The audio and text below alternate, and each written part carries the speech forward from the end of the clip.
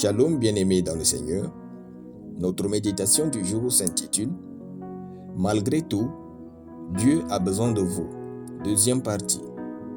Nous tirons notre texte dans 2 Rois chapitre 7, le verset 6, qui nous dit ceci.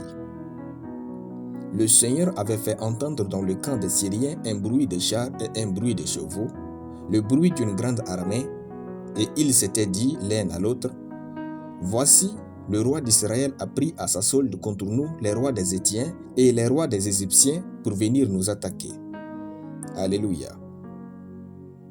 Comme ces lépreux, nous savons que Dieu a besoin de nous, même si la société nous a garés loin d'elle. Maintenant, comment est-ce que Dieu a opéré un si grand miracle à Israël à travers des hommes marginalisés? Est-ce par la prière? Non, ces lépreux n'ont pas prié. Est-ce par le jeûne?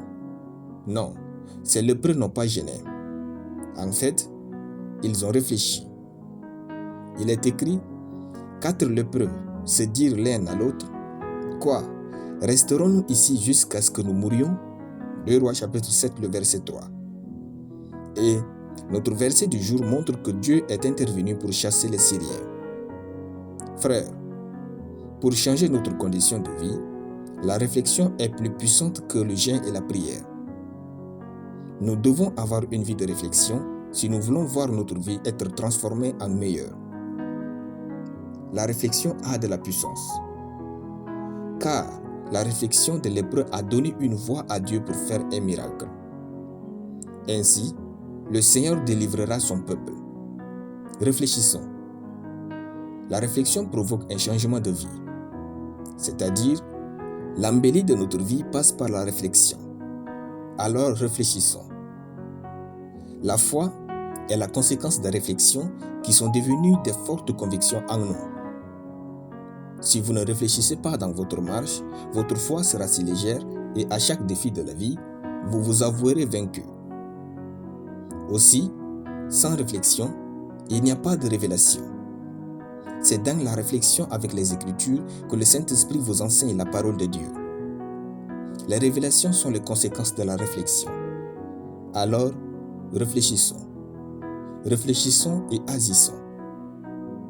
Réfléchir, c'est retourner encore et encore une idée dans son esprit via sa pensée jusqu'à trouver la meilleure forme de celle-ci. Réfléchir, c'est créer des scènes avec sa pensée, évaluer leur intégrité et réussite dans notre esprit. Réfléchir, c'est créer des images de ce qu'on désire faire et évaluer leur beauté. Alors, créez du temps, restez seul et loin de tout et réfléchissez. Pensez être meilleur. Comme c'est lépreux, choisissez d'avoir une meilleure vie. Ne vous plaignez jamais de votre état. Réfléchissez et vivez une vie qui compte. Dieu écoute nos réflexions. Éphésiens chapitre 3, le verset 20. La qualité de votre vie dépend de vos réflexions. Alléluia. Nous allons prier. Merci Jésus pour la sagesse de ta parole qui me pénètre pour une vie heureuse et agréable dans ce monde. Je confesse que je suis rempli de sagesse, de force, d'idées à succès, d'excellence, de beauté et bonheur alors que je réfléchis sur les choses de ma vie au nom de Jésus. Amen. La lecture biblique en une année, Josué chapitre 12 à Josué chapitre 16. Soyez bénis, c'était le pain du ciel.